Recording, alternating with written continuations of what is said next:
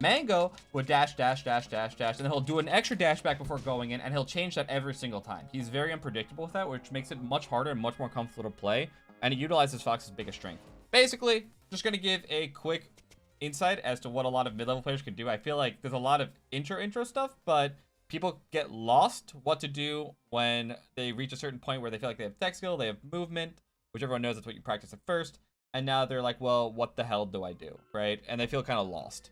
So, obviously, I'm a Fox player, so this is coming from a Fox player's perspective, but this is going to be a video more geared to those people. Especially people that feel like they don't really know what they're doing and they're kind of plateauing. So this is a bunch of advice or ways to go about playing that should hopefully help you out and get you a lot better. First note I want to address that I see a lot of people make is they'll do like a nair, right? They're dash dancing and they nair Marth, and they're like, oh, I keep getting dash dance grab. Nair's bad, not going to do it anymore. And the number one thing to understand is this nair, right, and this nair are two very, very, very different things. So there's a bunch of different things to consider when you do a move like that. First off, how much stage position does the opponent have? Because a character like Marth, right, loves to dash back grab. And Martha can be here, and if he has all the space to dash back and dash in and grab, right? So that makes this really easy for Marth to dash and punish, especially the further away you are, right? But if Marth's here, where can he really go, right? If I nair into here, can Marth really go anywhere? No, right? If I'm nairing here, he can go somewhere, sure, but it's still harder. But the further in I go with a nair, the harder it gets for Marth to actually punish something. That isn't to say that you punish Marth with a nair into the corner every single time, and this obviously going to be applied to other characters as well, any type of overshoot. But nairing at Marth isn't bad. Doing a really bad dash dance, and I'll explain what makes a bad dash dance, and you're just nairing into him when he has a bunch of space, that's bad. It's bad, it's easily punishable, it's very reactable, there's no real way that this is going to work unless you have a read on a certain habit that they have, right? So not every move is done equally, even if it's the same move. If you do it at a different distance, it might change the outcome a lot. The less space a character has to dash back or to jump back, right? The less space a character has to move around, the more they're restricted. Usually the better those types of moves, especially overshoots, the better they get. Similarly, if you're nairing out of the corner, right, you're giving him all the space in the world to just dash dance around and grab you. But if you kind of work your way out, you go to platforms, you try to find a way in. Sometimes you do just want to run in and do something. But I'll get into why you want to choose that later. The other thing is, I kind of touched on it, what are their habits? If someone likes to jump a lot and they're not a dash dancing Marth, and obviously this is Fox Marth, but this can be applied to a lot of matchups, I just encourage you to figure out how. If someone's jumping a lot as Marth, all of a sudden, Nair becomes a lot better. Why? Because if a Marth's jumping and you get Nair into up tilt, you have a juicy combo that is going to basically just take at least half their stock away in a split second, right? You're going to get at least a 50% combo if you're on point. Sometimes you'll get a kill. And that's a much better way to approach a jumping Marth than to say a grounded Marth who's dash dancing here and then you're nairing at the same exact spot, right? It's much, much scarier to nair into a grounded dash dancing Marth when they have space than it is to jump in, nair into a jumping Marth. If a Marth's jumping at center stage a lot, especially if they're doing like instant or late aerials over and over again, and you can call out the type of aerial they're doing. Remember, this applies both ways. If someone's doing early aerials every time, you can punish around it. Late aerials, you can call it out. This becomes much, much stronger. So you have to think about their habits. You have to think about how much stage you have. What are they more likely to do? And also, are they ahead or behind, right? When someone's behind, they're much more likely, especially as a Marth player, to go into the corner and look for a gimp. Okay, well, I'm just going to overshoot over and over again. I'm not going to undershoot. I'm going to make sure I go all the way into you. Maybe I'll shine, maybe I'll grab, maybe I won't just nair. But I'm going to chase you all the way down because I know you're probably going to be looking for a gimp. You can see in a person's play when they're looking for a gimp, they'll start dash dancing in the corner like this over and over again. Hey, come hit me, come hit me, come hit me. Okay, yeah, I will come hit you. Except I'm hitting you over here. I'm not going to hit you where you're dashing. Next tip I have, this is something I see all too often. I kind of talked about it already, but just because something doesn't work doesn't mean you stop doing it. So I already talked about spacing a little bit.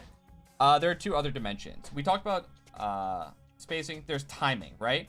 If you're attacking on the same beat, imagine like a metronome, right? If you're attacking on the same beat every single time, it gets really telegraphed when you're going to come in. And that's something I use very, very frequently.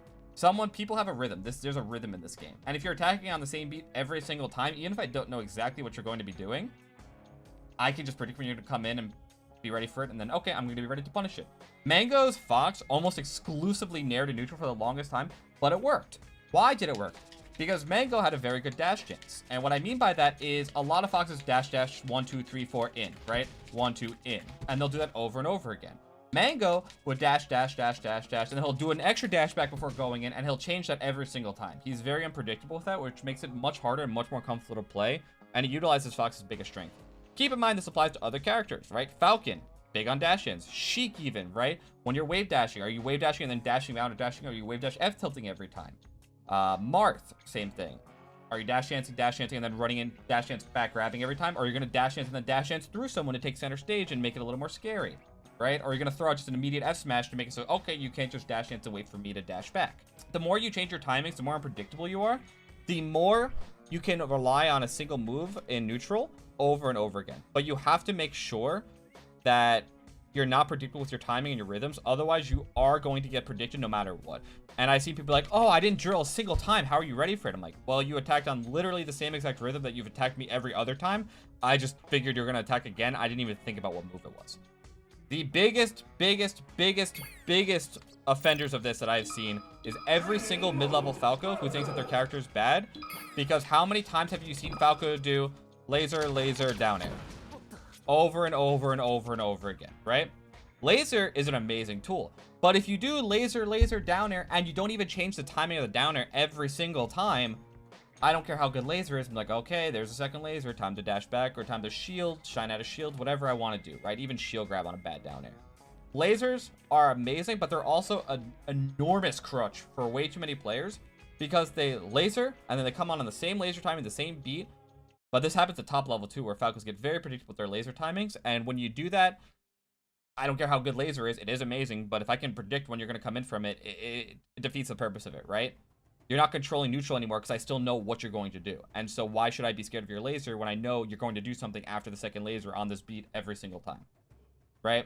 Or they're going to do laser, dash dance, in back out, in air. I see, this is the other one I see, where laser, dash out, dash in. And I'm like, okay, well, you lasered. I know you're going to dash back and dash in. I'm just going to dash dance around it. Or I'm, alternatively, when Falcons are like, oh, I get ran over, it's almost like I see laser dash back exclusively, and then a Fox runs at them. Keep in mind, laser dash back can be safe, right? If I'm here and a Fox is running at me, I'm not going to be able to really punish it as Fox. I have to take space. But if I'm here on top of Fox, who's the fastest character of the game, and I dash back here, you're not gonna have too much success there, right? Fox is way too fast for you to get away from it. Even someone like Falcon, way too fast. Marth's sword is too long. There's so many things that make that super punishable. So we talked about spacing a little bit. Spacing and timing definitely go together. They go hand in hand. But you have to understand each element individually before you can kind of put them together. And the other thing is just straight up, do they adapt, right? So let's say I'm edge guarding Marth, right? Or, well, what's an easy one? Let's say I am Fox, right? And I'm Marth. And I down tilted him to cover the ledge. Let's say in this situation it worked, right? And then next time I down tilt again and it doesn't work, right? That's showing me that this Fox, to some degree, is trying to adapt, at least in the situation that they're familiar with, right? Now, let's say that a move doesn't work. Let's say you down tilt and he completely whiffs. Fox goes high, right? But on the next time, even though the first down tilt whiffed, Fox goes down again. Well, apparently he's changing up his option. They're changing up their option every time.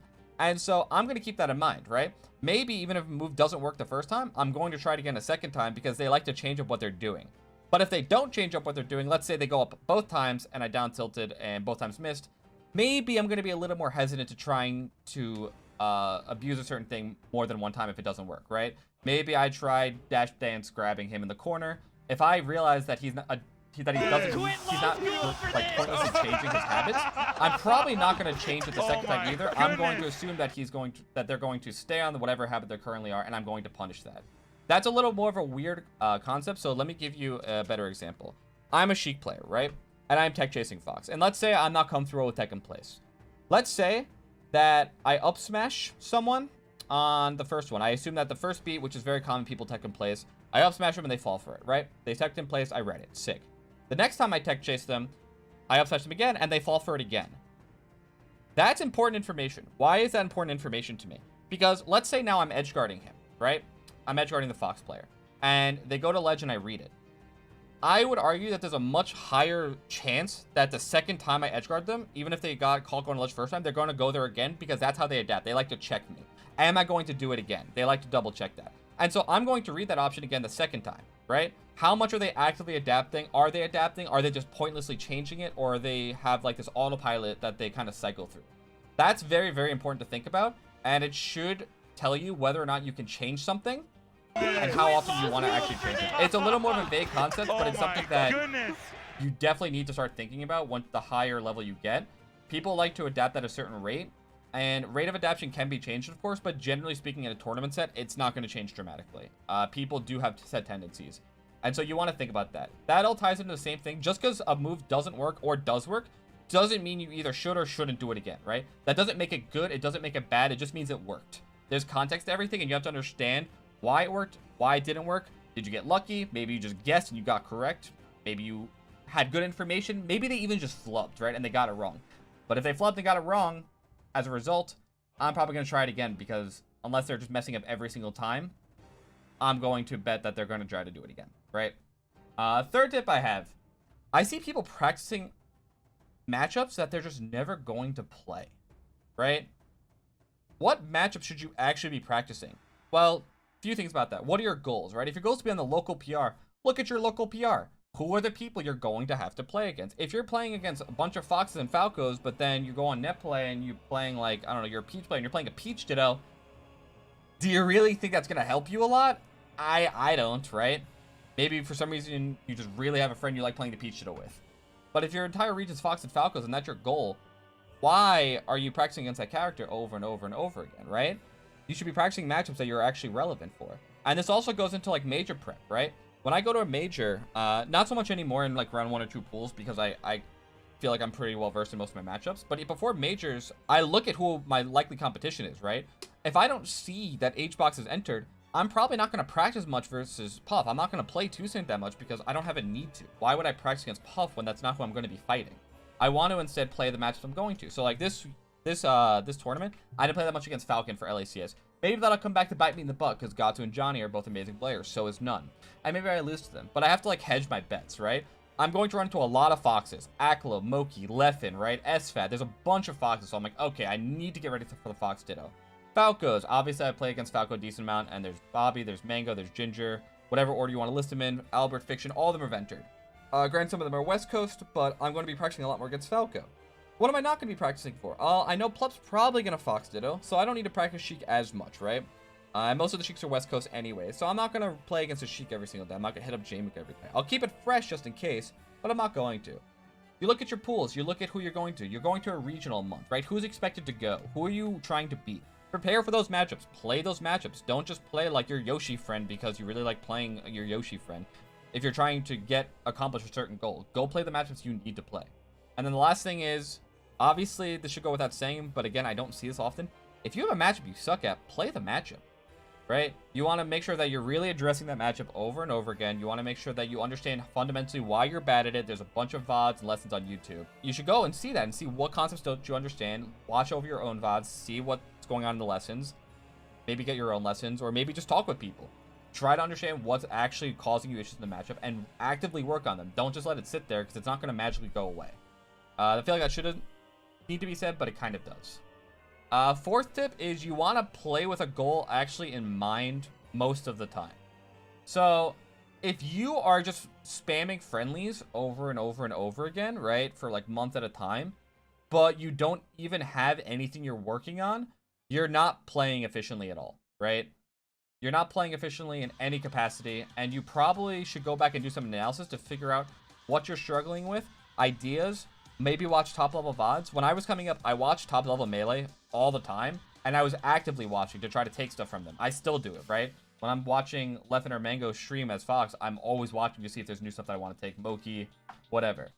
You need to be actively having new ideas when you come into play. Otherwise, you're just refining what you know over and over again. There are times to refine what you know over and over again. A day or two before a tournament, you're probably not going to implement something brand new, right? Or even a week. I think it takes a little more than that to really get a new idea down. And so those are the times definitely to just hone what you know. Make sure you're just grinding it out. Make sure you understand what you're addressing. but I'm not going to just randomly start like practicing wave shines out of shielding game, right? If I've never done it in my life and I have a tournament the next day or two, because I'm not going to hit it in that tournament yet. I need to get used to executing that in game. Executing in practice and in game are two very different things. So make sure you go in with an actual like goal in mind, or an idea that you want to test out, or something that you want to like stop doing as much, right? And if tied into that, if you have something that you want to stop doing, let's say you're just doing that really bad nair into Marth that we talked about earlier over and over again, don't tell yourself not to do it. Have a solution ready. Because if I am in bracket and I tell myself, don't nair Marth into the corner, don't nair Marth into the corner, guess what? The first thing I'm going to do is I'm going to do this, and Zane's going to down tilt me, and I'm going to be pissed off that I naired into the corner, and I probably lose the set on spot, right? It becomes a lot easier to actually change it if instead of saying don't nair into the corner, I'm like, okay, run up and wave dash down. Run up, wave dash back. See if I can get a grab in, right? Run up, wave line back, go in and grab. Make sure you actually have a solution in mind that you want to implement instead of just going in and telling yourself not to do something. It makes it way easier to transition, and it gives you an actual thing to focus on as opposed to just kind of saying, well, don't do it. Well, what are you going to do then, right? Fifth tip, this is more technical. I see a lot of people talk about, oh, I just shouldn't have messed it up. Oh, I shouldn't have messed it up. Oh, I messed up tech skill. Sure, maybe you were just messing up tech skill, but why stop there, right? Let's say I'm going for the wave shine out of shield, right? But I keep getting the same thing where maybe I'm doing the wave shine really high, right?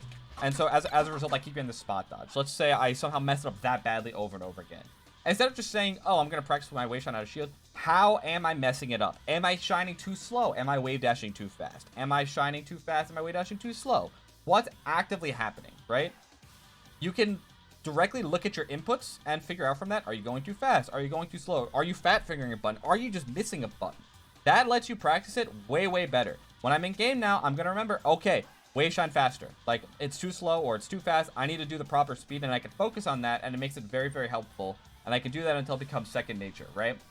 A lot of people just want to practice and get better tech skill, which does work to an extent, but you can also look at how you're specifically flubbing, and that makes it a lot easier. So to give an example, right? A really easy example. Every Fox has seen this full hop up here when you're trying to jump cancel up smash, right? And so what does this mean? Oh, well, just don't miss jump cancel up smash. Well, yeah, obviously, forehead, thank you. I know not to miss it. But what's actually happening here? Well, if I'm getting the up air, that means I'm hitting my C-stick once I'm out of my jump squat frames, right? Otherwise, I would get the up smash. If instead, right, I got nothing, that would mean I'm hitting the C-stick too fast. Because that would mean I'd be hitting it before I'm even in the jump squat frames, because I'm obviously not getting an up air afterwards. So I have to be hitting the C-stick too fast. And so if I'm getting this up air, then I have to tell myself, okay, I need to hit the C-stick a little sooner than I think. And sure enough, there you go. Works every time, right? This can be applied to any technical aspect of the game. Understand why you're actively messing up, including ledge dashes, right? Are you getting a bad angle? Are you trying to let go of ledge too fast, right? What are you actually messing up in your ledge dashes? Uncle Punch even has an event to tell you that, so make sure to look at that. And then the last thing is probably the biggest tip I can give everyone in this game. I see it mostly with Fox players, but I've definitely seen it with other characters too. If Marth is here and he whiffs a move and I'm here, I can't punish it unless it's like just an F smash for whatever reason. If Marth like does a bad nair here, right? And I see that it's a bad nair, but I'm over here, I can't cover this ground instantaneously to punish it, right? I have to work my way in to get there. So there are a few things about this. One, I see a lot of people, someone will flub like really far away and they run across the stage and try to punish it. You can't do that, right? Just because someone messed up doesn't mean you win the exchange. If I'm over here and you're on the platform, I can't cover that immediately. It's just not possible. I have to work my way over to you. And so there's a secondary part to that I like to think about, which is how do you make sure that you can punish that? You have to be close enough, right? So the general rule of thumb here is the closer I am, the more likely I'm going to be able to punish anything that you do, or to call you out for that matter, right? Similarly, I'll see a lot of times where a Fox is dash dancing here, right? And then someone nairs at the dash dance. But again, does this nair happen instantaneously, right? If I'm dash dancing here and I nair into here, by the time I cover here, so I'm going to dash dance, right? So I'm here at 12, 17, 25, right? And so now I'm going to run and attack underneath the left side of the platform where a lot of people like to dash dance, right? So I'm now going to run over and try to attack that spot. I'm at 12, 17, 25. And so I'm going to jump. I'm going to do a late nair. Because why not? Well, I did forward air because I'm still holding forward. But the point remains that I'm there 40 to 50 milliseconds later. Almost half a second, right? And sure, maybe you can do it faster with an earlier nair. Maybe you can cover more spots. But think to yourself, where can that character go in that 50 milliseconds, 40 milliseconds, even if it's 30, right? Because how far can I get away in 30 milliseconds, right?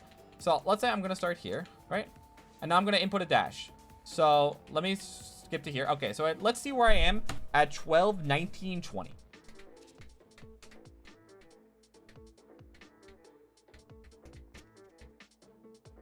I'm over at the other platform already. Look where the dust cloud is, and look where I am now. You can't cover that space instantaneously, right? You can move so far in that short period of time, and so when I see people just attack at someone where they place a move, you have to recognize that you can't actually attack there. You have to attack where you expect your opponent to be once you finish your attack. And that's why you don't always attack at them, right?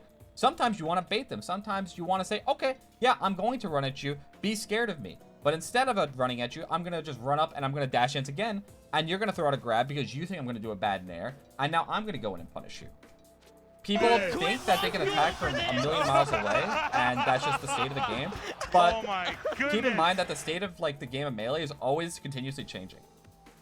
What's going to be the situation in front of you 10 milliseconds from now, 20 milliseconds from now, 30 milliseconds from now? That like predictive behavior is one of the most important concepts in neutral that most mid-level players have virtually no concept of, because it's a hard thing to understand, right? It's a very, very difficult thing to understand it. So my biggest tip there is understand that when you're doing a move, the state at which the game is going to be when you finish that move is significantly different than the state of the game that you're seeing early on.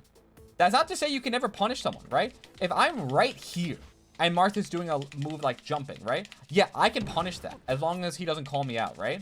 But that's why with a character like Fox, you want to stay really close, or with certain characters, you want to wall them out because you don't want them to get that liberty, right? Like Marth doesn't want Fox to get that close. He wants to try to get him before he gets there, because if you give Fox that liberty, it's very, very problematic for you. This changes from matchup to matchup, of course, but as a general principle, it remains true for all matchups. Learn to work your way in and understand what you can actually do at the distance you're at.